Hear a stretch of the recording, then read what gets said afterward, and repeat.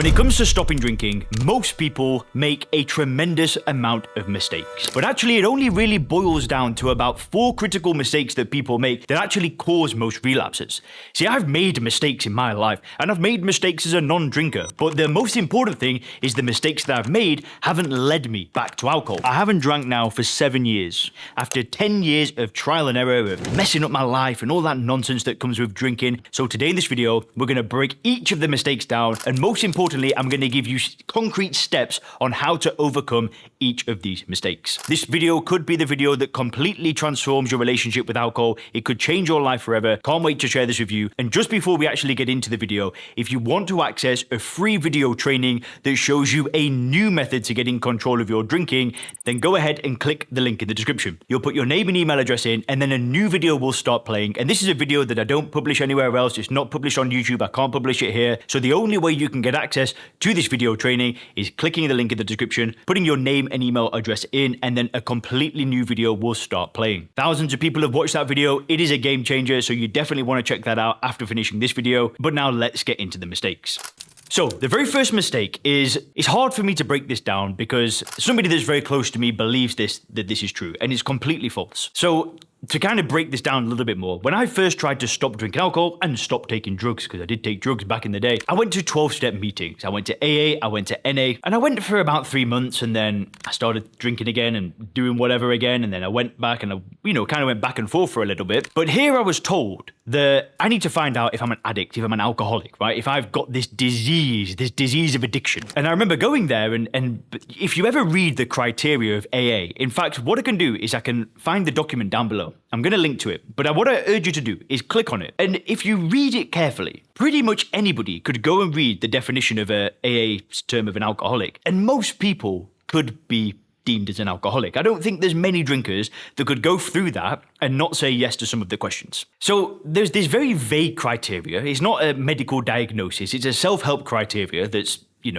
no doctor would ever say that this is a good way of diagnosing somebody with alcohol use disorder. There's actual criteria that a doctor would use, and then they wouldn't label you an alcoholic. Anyway, I'm going a little bit too far ahead. Let me bring it back. So the idea and the mistake that people make is that they think that they are the problem. And what I mean is that they think that they've got some different genes, that they've got some different addictive personality, that they're born this way. They look at their parents and they think, well, my dad's this way, my mum's this way, my grandma's this way. Oh, that must be the reason why I'm this way as well. And what everybody does is they blame themselves instead of blaming the drug. How many people actually blame alcohol and the media and, the way that alcohol's portrayed? Well, that's not really what society does. What we do is we blame the individual. Oh, it's not alcohol. Alcohol's not the problem here. It's that person. They don't know how to control it. They're the problem. I'm not trying to be a conspiracy theorist, right? But I think what people like to do is that they like to point their finger at people that can't control their drinking because they want to keep drinking alcohol. They don't want to question the drug. So rather than having this societal debate of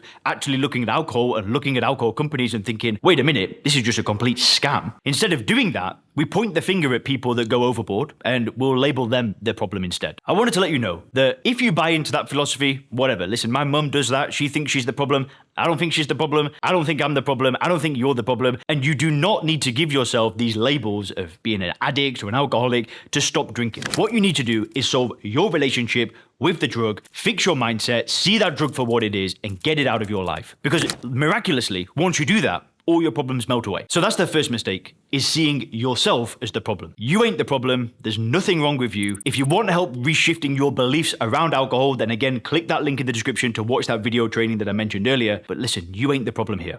The second mistake that I see people make is that when they stop drinking alcohol is, let's say a friend gives them a call, says, do you want to go out? Do you want to go to this place, that place? They avoid alcohol like the plague. And the reason why this is such a big mistake is because what we don't want to do is start feeling like we've actually given something up. The people that stop drinking and stay stopped, but most importantly, they're happy about not drinking alcohol, is they don't feel like they've actually given anything up. You're thinking, what? Leon, what are you on about? What I mean is that when I stopped drinking alcohol, I didn't feel like I'd made a sacrifice. And what I mean by this is I didn't feel like I was giving up something that added value to my life. And the reason why is because I read a lot, I read many books, I read studies, I read things, and I shifted my belief to stop seeing alcohol as something that added value to my life. So to not drink was a logical, easy decision. I removed the emotional charge that alcohol had on me for 10 years, and I was able just to kind of say, I don't want this anymore. And what most people do is they never actually get to the root cause of the problem, which is the conditioning, which is how we've been led to believe that alcohol is something that adds value in our life. Nobody gets to the root cause of the problem, so every time they try and stop drinking, it's always this feeling of giving something up. So how can they go into a bar and sit around a bunch of people drinking alcohol, having a laugh and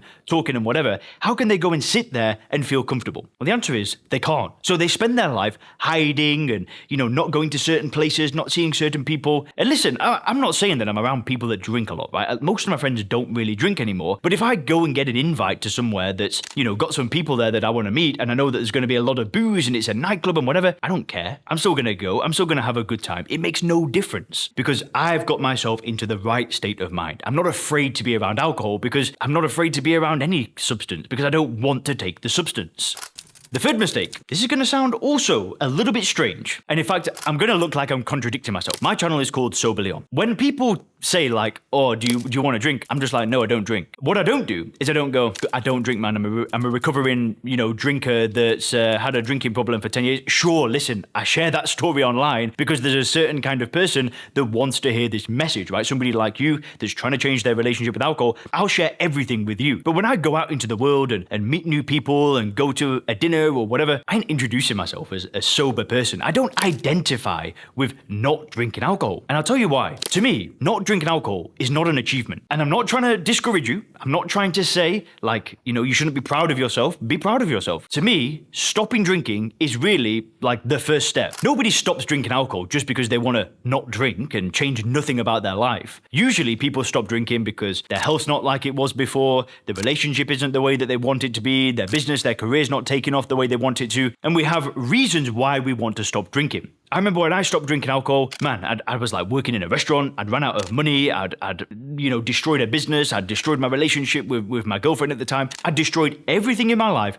and when I stopped drinking alcohol, I wanted more for my life. And I knew that stopping drinking really meant nothing. It was just, okay, now I'm not living life with a massive handicap anymore. I'm not walking around and trying to, achieve things with this massive pile of bricks behind me. I'd let go of the bricks, that was it, put that behind me and go. And what I didn't do is I didn't identify with being a sober person. Because again, doing that goes back to this idea that you've given something up that was hard to give up, which is why you identify with being sober. There is nothing difficult about giving up alcohol. It's the easiest thing I've ever done in my life, and it was as easy as taking a walk in a park. And you might not be there right now, so you might be thinking, whatever I just said was complete nonsense, but trust me, if you stick on this path of reframing your beliefs, using first principles thinking, you will get there as well. But I don't identify with being a sober person because I don't want to create any feeling of missing out. Now, the fourth mistake is the biggest one of all, and it's something that I did for 10 years. Every single time I tried to get control of my drinking, stop drinking alcohol, I did exactly that. I tried. And what I didn't do for 10 years, and the reason why I kept slipping up and kept going back to drinking, is because I never made a decision. I never truly decided enough is enough. I'm getting this out of my life. I'm never looking back. I never made that decision. I was always afraid to make the decision. So I just tried, right? Oh, I'm going to try and stop drinking. I'm going to try for a week. No, I'm just going to try and drink less. Listen, every single time I tried and stopped drinking alcohol, it was a punch in the face. It never worked. And the only way that you can get this out of your life is making a decision. And when I say a decision, I mean a true cutoff point, a point where you're deciding, I'm not doing this anymore. You put it behind of you, you do whatever it takes to solve the problem, you just fix it and then move on with your life. Because I'm telling you, stopping drinking ain't hard, it's easy. If you want help doing it, go to soberclear.com. You can learn more about the coaching program that I run. And if you click the link in the description, again, you can watch that training video, which I cannot recommend enough. Have a great day.